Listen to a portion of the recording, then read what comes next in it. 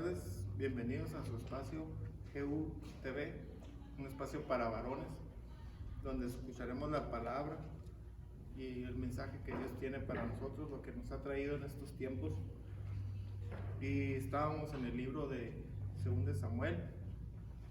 Vamos a ver lo que fue del capítulo 1 al 24, pero antes que eso quisiera hacer una pequeña remembranza de lo que estuvimos leyendo en este mes sobre el rey Saúl, quien gobernaba su pueblo, pero se apartó de Dios y Dios ungió a través de Samuel a David.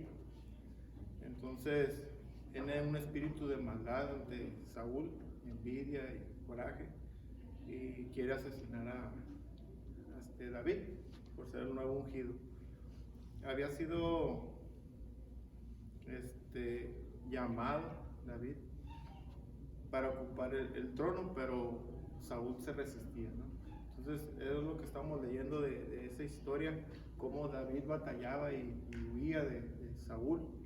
Entonces había una persecución hasta que finalmente llegamos al momento donde el rey Saúl muere, ¿sí?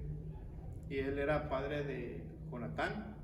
Entonces Saúl era padre de Jonatán, Jonatán era amigo de David. Eso lo pudimos percibir ahí en la palabra, que es lo que nos decía. Ellos eran amigos, pero el papá pues sabía que David era el próximo rey y no quería. Entonces la otra descendencia es Mefiboset. Él, en los tiempos que el rey Saúl fue atacado por los filisteos y tuvieron que huir, Mefiboset fue rescatado y en el rescate quedó cojo, se lastimó, estaba niño. Entonces Mefiboset ya no aparecía, ¿no? Pero vamos viendo que Saúl tenía la relación con su hijo, era Jonatán, y el nieto venía siendo Mefiboset, y David pues era el amigo y el futuro rey. Entonces la vida del rey David es un corazón conforme a Dios. Es lo que Dios nos muestra en su palabra, que David tenía un corazón conforme a Dios. Y yo lo desglosé en 3 casos diferentes que pude rescatar de la lectura. Entonces, ¿cómo David ejercía el amor de Dios? No el amor de nosotros, el amor de Dios. En el primer caso teníamos a David, ¿sí? Mostrando un perdón que va más allá del perdón que nosotros podemos dar en nuestra forma natural. En nuestra forma natural somos limitados. El perdón que da Dios nos vuela la mente, ¿no? Pudimos observar cómo Saúl, el rey Saúl, perseguía a David, y David tuvo la oportunidad de matarlo, ¿sí? Y no una vez, pero no lo hizo, se detuvo, y sabemos bien por qué se detuvo. Él no podía asesinar al ungido. Entonces tenía un corazón dispuesto a Dios y usar el amor de Dios. Si hubiera dado su amor en la primera oportunidad, se hubiera defendido y hubiera acabado con Saúl. Entonces él no guardaba rencor, sabía que era el ungido de Dios. Entonces este es nuestro primer caso, y él valoró mucho más la amistad de Jonatán que cualquier otra cosa, ¿sí? Él sabía que su papá lo andaba persiguiendo, lo quería matar, pero él no podía responder de ninguna manera a lo que su corazón pudiera haber sentido en la carne. Entonces, en su relación con Dios y el poder, él sobrepuso todo eso por las riquezas. Saúl odiaba a David por ser un ungido, eso lo vimos. Y Saúl, el rey Saúl, tenía muchas riquezas, era rey. Entonces él no contaba con la sabiduría de Dios, y David sí. David estaba en comunión con Dios y se dejaba guiar por él. Entonces nosotros tenemos que hacer lo mismo, dejarnos guiar por Dios, no actuar en la carne, para empezar.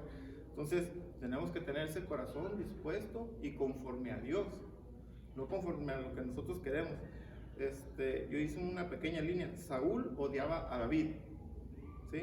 Entonces, ahí hay una parte del pecado muy importante que es el odio.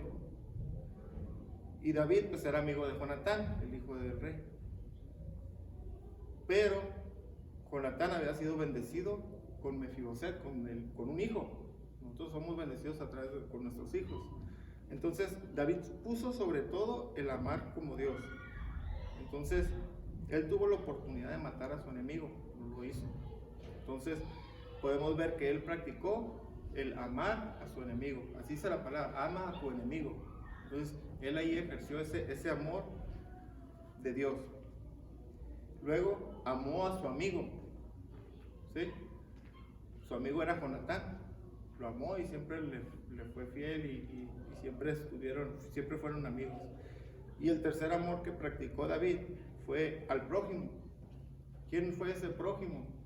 Un prójimo desconocido para él, fue Mefiboset. Lo bendijo, le dio. ¿Cuánta riqueza le pudo haber dado que tenía Saúl cuando él vivía? Se lo dio a él. Todo lo que le pertenecía se lo devolvió, ¿sí? Entonces David practicó el amor a su enemigo, a su amigo y a aquel desconocido que estaba en necesidad. Era cojo y no tenía manera de salir. Entonces, ¿qué amor estamos practicando nosotros? Yo quiero que pienses un momento, medites y digas, ¿te enojaste con tu hermano? Somos adultos, me enojé con mi hermano y no le hablo ni a mis sobrinos, ¿sí? Él trae un conflicto con Saúl, con el papá de Jonatán, pero no por eso dejó de tratar a Jonatán, siempre fueron amigos. Él respetó eso, él lo apartó. Entonces nosotros debemos de adoptar eso. Queremos ser como Jesús, queremos el amor de Dios, necesitamos practicarlo de esa misma manera. Si tú tienes un conflicto con un familiar, con un amigo, y estás agarrando parejo con todos los demás, pues ya ahí estamos cayendo en un grave error.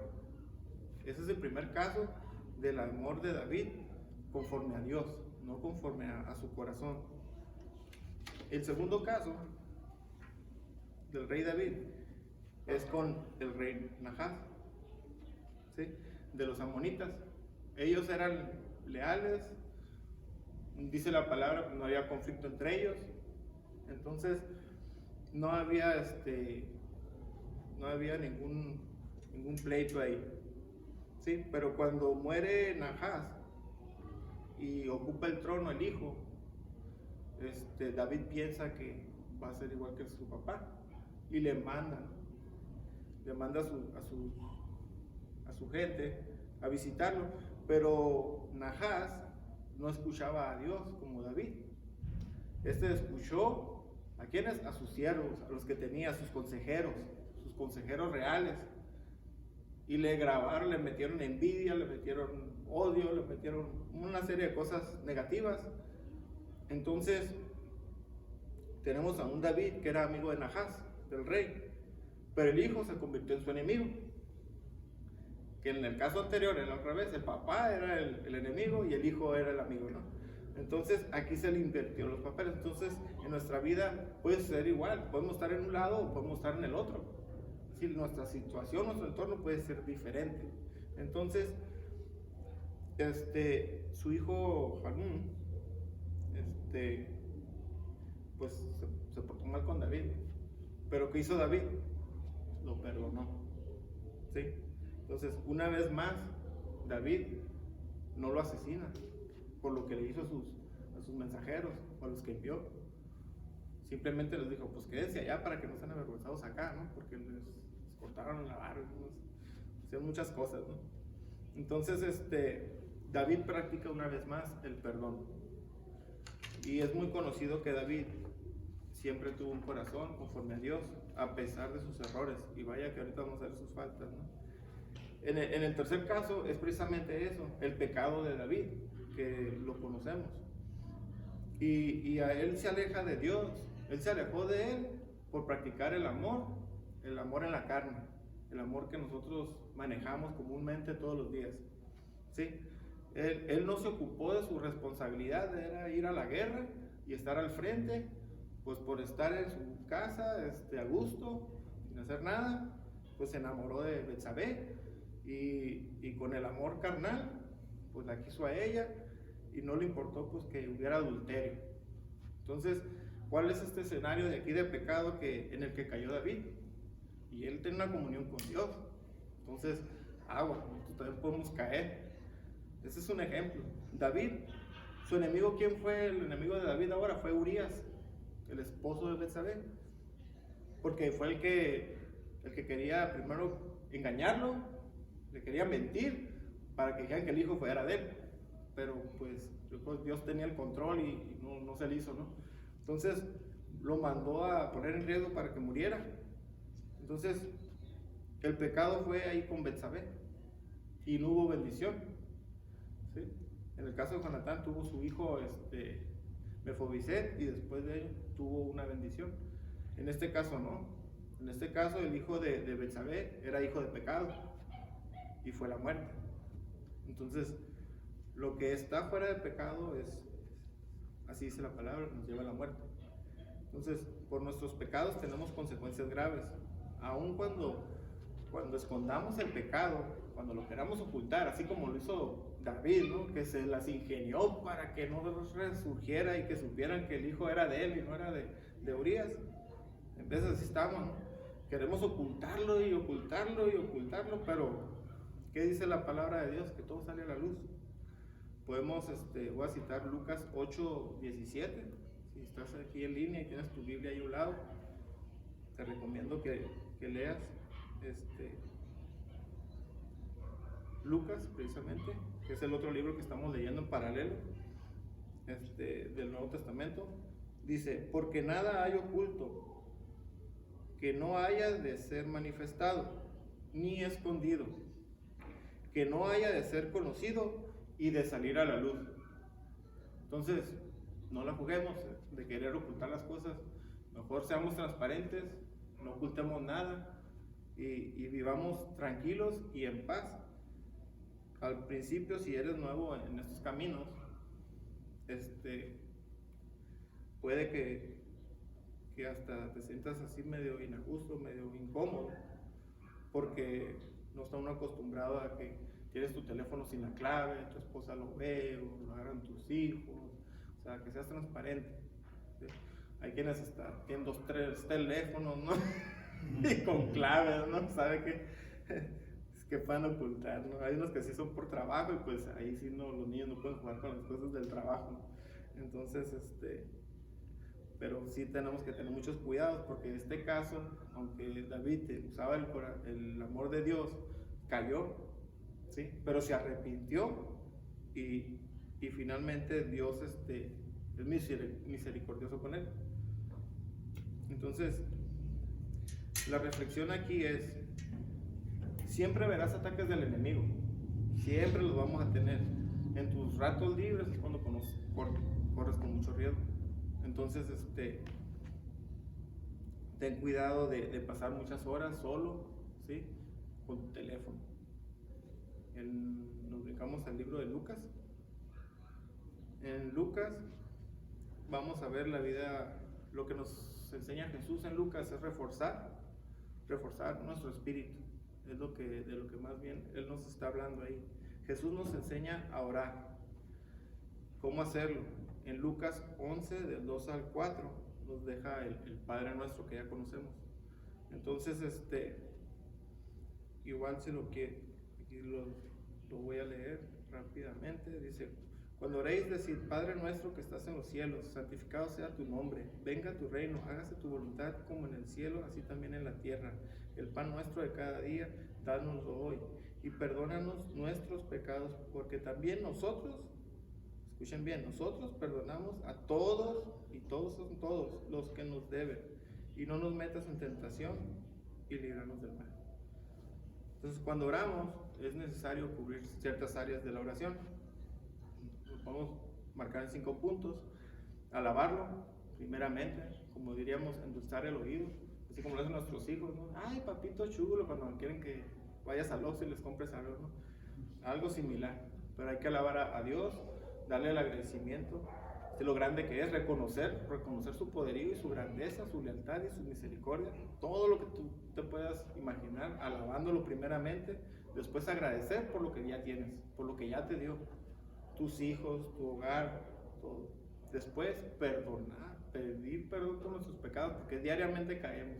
De una manera nosotros vamos a caer. Si en el pensamiento dice que podemos pecar, entonces no tenemos control de nuestros sueños. Entonces es necesario pedir perdón, ser humildes ante todo con pedir perdón. El otro punto es intercesión, pedir por el prójimo, pedir por aquel necesitado, por tu enemigo, así como David.